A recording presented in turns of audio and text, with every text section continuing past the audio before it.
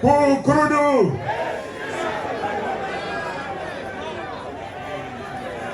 Thank you. I want to thank the organizers of this event and the current leadership of the party that decided to set up this institute.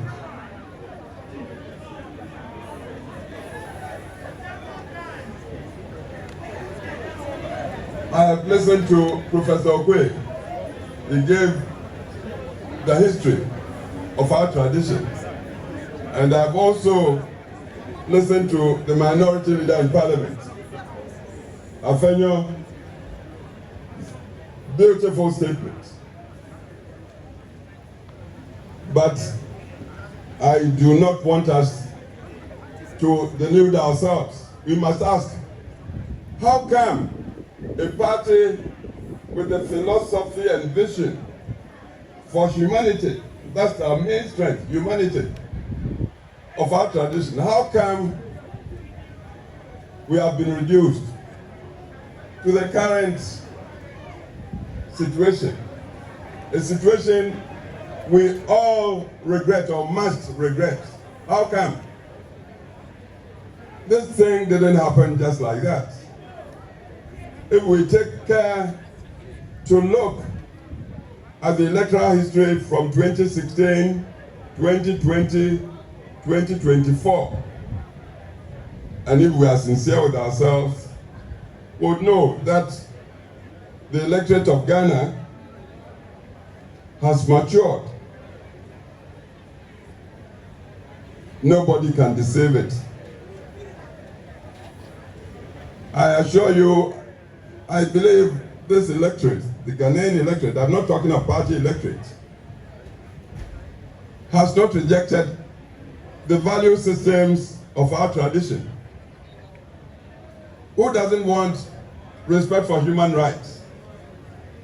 Who wouldn't want an economy that is generating wealth to benefit the entire population inclusively? Who would not support equality of opportunity for all the children of Ghana? All the children, from kindergarten through junior high, senior high to the universities. Ghana would support this. Who would want to live under a dictatorship that would grab people and put in detention 5 years without trial? Ghana does not support that. 2016, the nation very liberally gave us power, huge majorities. But just 4 years later, let's be critical with ourselves. What was the outcome of the 2020 election? And then just another 4 years, what was the outcome of the 2024 election? I believe we must be stopped in our tracks to tell the truth to ourselves.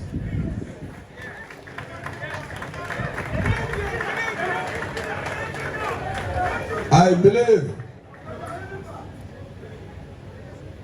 such self-critical analysis would be the first step to our regaining power. And it's possible for even 2028.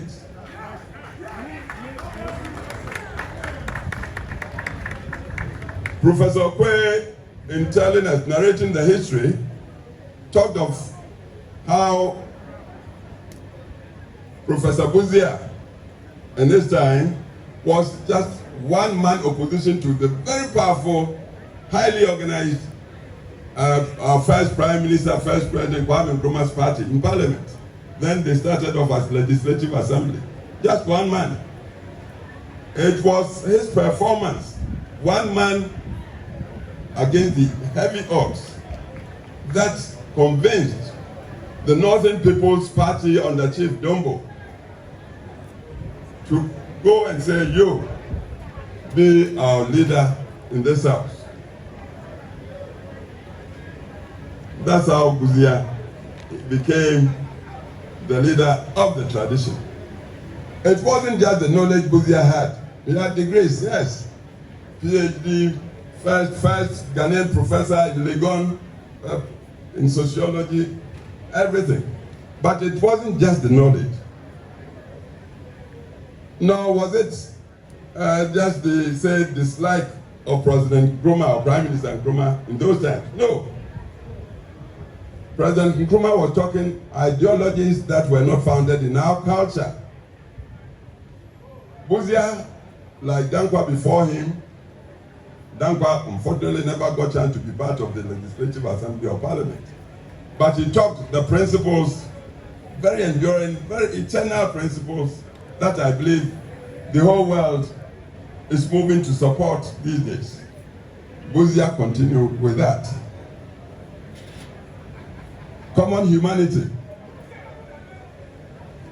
from which commitment to democratic rule, recognizing the sovereignty of the human individual came, and from which accountable governance. When the people give you their mandate by voting, they give the elected their power to go and govern. So if I give you my power to go and govern, then you must be accountable to me. That was what Dankwa and Buzia taught. This was what pleased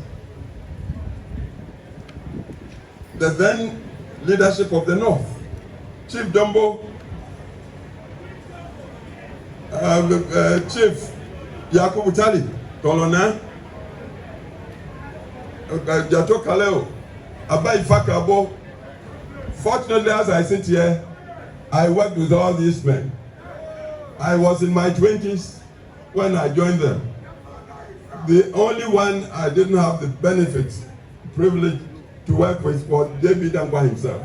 Because I came back to Ghana as a young lawyer, 1965, January. The very next month, February 65, Dr. Dankwa died in prison, detention prison. Prison detention in Sawam, apparently died on the floor. He hadn't been accused. He hadn't been found guilty. But the man persisted till his dying breath that it was humanity he would support. That's why he talked democracy. It's a matter. He died a matter. Buzia continued in that. I worked with Buzia because when NPP came to power in 69, I was 30 years old. These days, young people, I see so many of you here. You complain, oh, the youth, this party doesn't give you. No, you must strike out, go in and contest. You don't expect anybody to give you anything on the silver platter. I was 30, I contested to come to Parliament. My constituency gave it to me. And when I came to Parliament, Professor Buzia, the teacher that he was, perhaps he saw something in this little boy. He said, you, be the Deputy Foreign Minister of Ghana at the age of 30. I'm addressing you, the youth, because we are talking about your future in this thing. 2 years, 3 months of what I believe was a very good government, because it inherited so many problems. And the government was trying to find solutions, sometimes bitter solutions, but they were genuine solutions. The soldiers under Champon came to remove us. And I was put in Ashaford prison. I stayed there for 1 year, 3 months, not being accused. I'm telling you, so the youth, when you complain these days, you must know it happened before, long before you were born. You must help yourselves. You are the majority now. I'm having to tell you, we lost power 79 as we learned from Professor Kwe. Why? Because along the way, we found that even as we all subscribe to democracy, we tended to be too individualistic. Egos were so big. Everybody would go and look into his mirror and think that is perhaps superior or better than the next man. You see, a party must be united. We must be reconciled. But if we go in with swollen egos, I'm this, I'm entitled, it's my turn. If you say that to yourself, the next man will also say that to himself, or the next woman. So why do we get the unity? And without the unity, how can you call yourself a party? Democracy is one man, one vote. Most of you lawyers, doctors, engineers, professionals, these days you are becoming Europeans. Monogamy. You and your wife, you live in a fine bungalow, perhaps with just a child or two. The laborer outside there at your gate may have 2, 3 wives, perhaps 10 children. When it's time to go and vote, and you haven't won the support, the trust of the, who would win? It's common sense. Kufuor,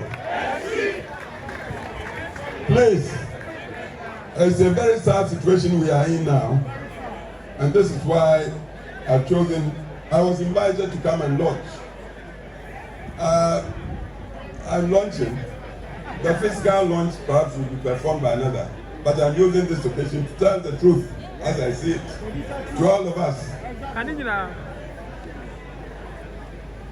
This disease of high individualism, me-tooism, was what led to our losing 79 election. We must tell the truth to ourselves.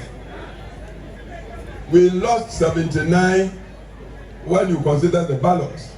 First round President Liman, and Liman was a good man. I had the opportunity to work with him in the 69-72 government. I was deputy foreign minister and he was a foreign officer. I met him, good man, but he wasn't a practicing politician. He was a professional civil servant.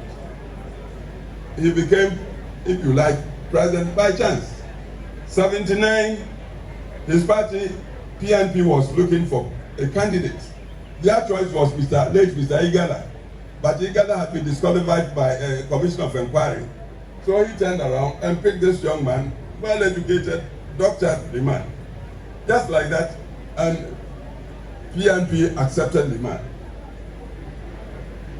So into the elections, nobody knew Liman much around the country. But because that party was so united, and PNP, united like a fist in a glove, and us, the PFP, UNC, we had split ourselves, believing that we were so good, the people of Ghana would see our goodness and give it to us. We were not organized. Rather, we were tearing at each other, destroying each other, telling all sorts of things about each other, assuming Ghanaians were not listening or watching. So when we cast the vote that year, to our surprise, Liman came first, got 600 and something. Victor also, the PFP candidate, got 500 and something. UNC Power, they got 300. Suppose we hadn't split ourselves, 500 plus 300 and something, we would have won one church. But once Liman got the lead into the second round, again, the way we hate ourselves. Before we knew, most of our people in UNC had gone to support Liman, even against our candidate, Josu. That's how we lost it. I tell you, because we did that, we disappointed our country, Ghana, so much. That was how, may he rest in peace, Rawlings managed to succeed with the attempted coup and came to sit on Ghana for 19 long years, traumatizing the country.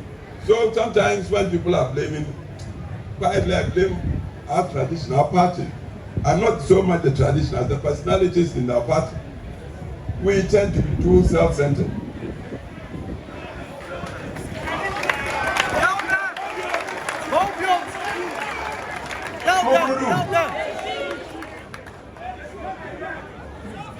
I told you, Buzia was a very lone member of the then parliament in the 1950s. The Northern People's Party came to that house. Buzia was there before then NPP came. I think NPP came in 54. But Buzia had been there from Legislative Council to Legislative Assembly, but Legislative Assembly was a lone member against the very powerful machinery, highly organized machinery of CPP. But the way he performed and the principles he upheld, I believe those were the things that made the Northern People's Party entering Parliament then or Assembly decide, look, you are alone, but be our leader. I hope you are getting the point. See, at this point, I want to ask you, what's the party for? What is the central purpose of party? Yeah? To win power. That's I would say, the only purpose. If you are a party and you are not winning, once I said, people thought I was being too simplistic. I said, you might be better off being a messenger in a winning party than a general secretary that has no party. The purpose of party is to win power. We don't seem to want to learn. Please, we happen to be living in times. See, when I went to Parliament in 1969, the population of Ghana was just 10 million people. The whole Ghana. 10 million. As we speak now, population has moved to almost 40 million. I'm sure it might be even more. Full of youngsters who may not know anything of traditions. We are talking democracy, we are talking rule of law, accountable governance, we are talking private sector. Because we believe in wealth creation, not because we are greedy. No, without wealth you may have the finest ideas, you can't implement the ideas. That's why we respect the private sector. We want to encourage the private sector to come into its own. If we have any billionaires and they become billionaires legitimately, what's wrong with it? That's how the world moves. We believe in these things. But then, with all these ideas, but what is the organization? See, to organize in current times, you must strategize. Your opponents, I remember they built a headquarters and said they were opening a school. They come from a tradition of organization. The first president of Ghana told his followers, organization decides all. Organization. Drilling people like into soldiers, military. So they take organization very seriously. They may not have a good message, but if they are united and they have got propaganda, they've got propaganda. They will make falsehood seem truth. You may have all the ideas, but you are not organized. Everybody is boss.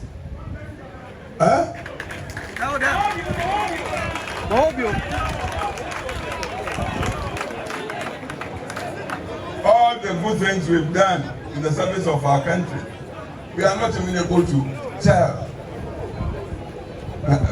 people, advocate and propagate and espouse. We did this and this, and because not to boast, but these days, because of the pressures of life, people don't have long attention span. So if you are not making your points, digital times, sharp for people to get their imagination, they take you don't have a message. A party like ours, we don't have, seriously, central think tank. A think tank should work so objectively that even hard truths would be told to itself. It might not be palatable, but if the truth, know it. Because it's only when you know it you can begin to solve the problem. We don't have, with all our intelligence and high qualifications, we seem to be afraid of critical analysis. We don't want to face the real truth. You see, the other thing with us, we may be brothers or friends, but I get the feeling that you've taken me for a ride. You've cheated me. I tell you, next time around you call me, I may not come. This is another thing we must admit. We are democratic. We uphold common humanity. So, and democracy really doesn't go in for tribe or religion or gender. It's the individual. One man, one vote. And if we want power, we want to present a person who would be convincing to the generality of the electorate. Can this man we are presenting help solve problems for the community at large, so the benefit spreads across the board for all? We look at that this way. If we tell the truth to ourselves, we may see that the way we've been brushed by our opponents from way back. Oh, you are a tribal party. Oh, these days we are including even religion. You do that, and it comes from our mouths, then I tell you, we are perpetuating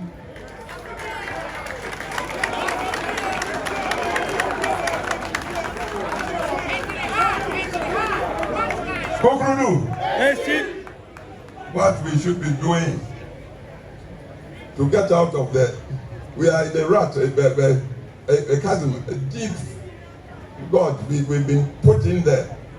If we do not change our minds and do not think critically and then seek solutions through hard thinking, I'm telling you, touch wood, look, we wouldn't be the first party that went out of operation. I can't mention names, but a party that used to be like the only party around. Where is it now? Where is it now? Do we want to go that way? No. Then please, let's be self-critical. Let's be self-critical.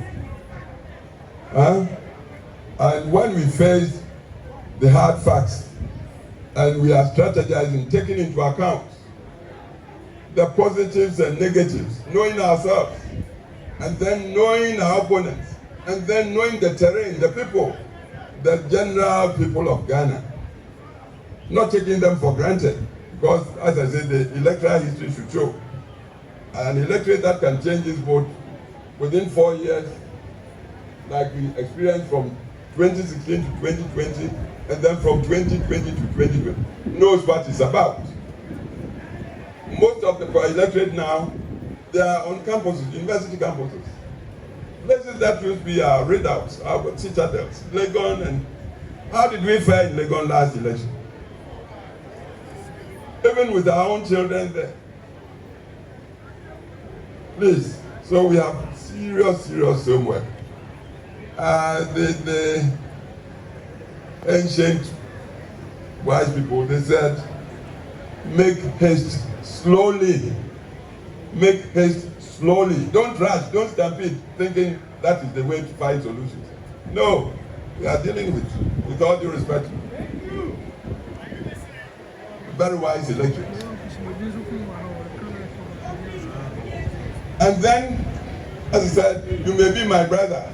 If I feel you've dribbled me or tricked me to get to some point, and then you get there, you turn around to me, oh, come and support me. I may bow, oh yeah, but seriously, I may deceive you. I may not come. Fair play should be the order of the day with us. We are democratic, we believe in justice.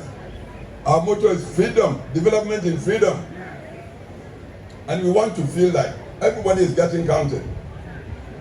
So please, let's go back to the drawing board. Look at ourselves critically. Look at our opponents. Look at Ghana generally. Because the whole idea, you get the party to ask for power from Ghana, the people of Ghana. With the promise you're going to serve Ghana. If you forfeit the trust, you forfeit the trust, the people will show you. People talk monetization. Monetization, everybody is angry. There's so much unemployment. We tend to know people. Today you get to some position and then you manage to get some money. When it comes to vote, you want to come and give me money. Oh, go and vote for me. Well, because I'm angry, I may take. But in my mind's eye, Yeah, this guy, I used to know. We used to share or something together. Now he is coming to buy me to go there so he will continue to enjoy, and me, I won't even have access to him. So they'll chop your money, then they go and vote against you. Then you turn around to blame them. You must blame yourself. When it happens like that, we must blame ourselves. Because the people, as far as they are, they want quality service. Our principles are there, high principles. High principles. And I believe when we are talking party, we must know the principles we subscribe to, not the person who just on a temporary basis has been given the vote. Yes, Dankwa espoused democracy, but the party is not Dankwa. Buzia, the party is not Buzia. Kufuor got the chance. Kufuor is not the party, not a Kufuor, not any one man. It's the principle, the undying principle. And if we will all be true to the principle, then I tell you, our party is the party of now and the future. Ghana will continue to support us, but we must be true to the principles. So when Mrs. Bijia came to see me, inviting me to come to this, first I said, oh, me old man, you people, young people, it's your turn. I thought again, I said, I had some other engagements. So I'll rush here and give you my peace of mind and appeal to you. Appeal to you. Appeal to you. Please, the institute is a very strategic, if we use it rightly. We can abuse it. But if we are going to be true to ourselves, this must be the institute where we enshrine the ageless principles that we believe constitutes our tradition. Democracy, rule of law, respect for the private sector, freedom of thought and expression and association and of choice. Private sector, when Dankwa talked of property owning, Dankwa was a poor man. I don't believe he himself even built up. But he saw the necessity to create prosperous economies so the young would be well served. You want to do free education, you must have strong economy. You want to do national health insurance, you must have strong. The employment must be there to give hope to the young people. That's what Dankwa was talking about. These are our principles. And I say, I don't think any normal human being would be against these principles. This is our thing. This is our tradition. So please, young people, are here within the next 10 years or so, you might constitute about 60% of Ghana's population. It means the power is with you. Don't want free chops, free stuff. There's nothing like free chop. Resolve to work, but work. Trusting in yourself, in your self-respect. Let your brain, you have got plenty of it, work. Try to tell right from wrong. Try to see the feasible, the person that will come and talk feasibility and show you, work with him. Whether he's your brother or a tribesman or church person or whatever religion. See, work for solutions, pragmatism. Solutions.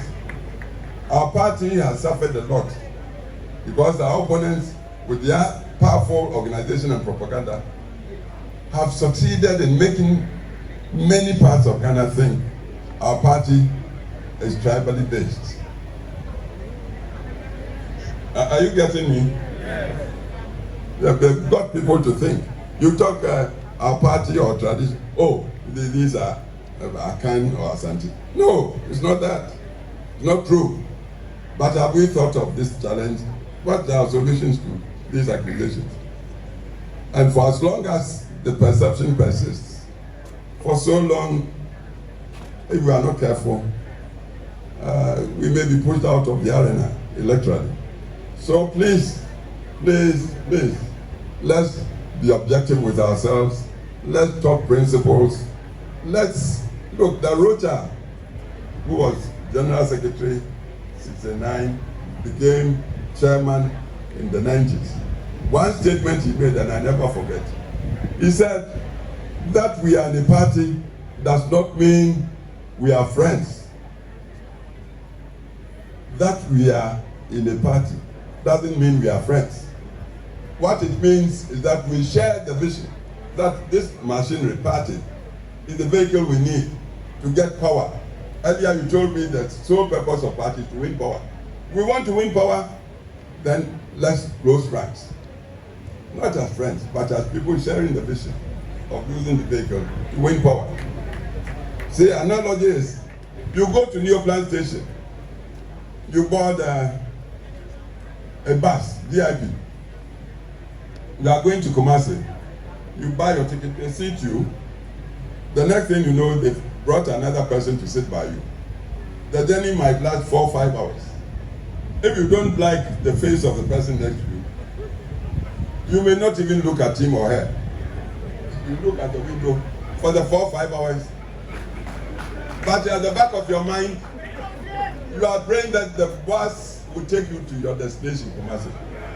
The other person may also not like you, but he or she too would be praying that you get there safely. That's the party. We want power. Let's close rank. Reconciliation, unity.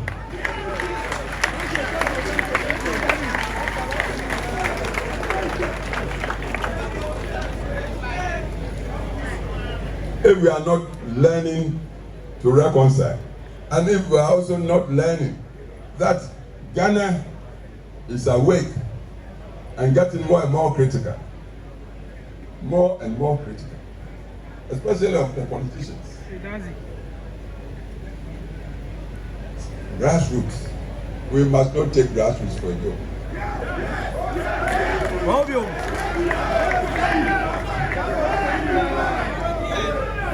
Another quote, and then I will thank you and declare from here that I have launched the institute. Dr. Afrajan, who used to be the electoral commissioner. It was he who said, elections are won at the polling station. I gave you the analogy. I live in my fine bungalow. My children, they are all grown, they've gone. When it comes to voting, perhaps it's just my vote, I can go and cast it. But the man at the gate, the watchman, has 2, 3 wives, got 10 children. If I do not secure his trust and understanding to support me, you think I can win that election? No. So grassroots, grassroots, grassroots. Let everybody feel counted. And it's not a matter, it's not just a matter of going to dish out money. It's not just dishing out money. Let the people trust that you, when you have chance, you serve the good interest, inclusively of all of us, humanity. That's the central vision, the central belief. We talked down Babuzi Adongo. What they believed in was common humanity who must be respected and be given dignity of humanity. If we do this, then I tell you we have no problem. And the institute that I see this occasion to launch, I pray God should bless it and should be an institute to impart deeper awareness of what getting involved in party means. It's all about power. Power, if you don't have power, you are dead. That's what it is. So we must know the nature of power, must learn how do we get everybody in the community to appreciate that we are capable when entrusted with power, to use it to serve the general public, to make life better and happier for all of us as humans. This is what the institute should be about. So I bless the institute and I use this occasion to launch it. God bless all of you. Thank you.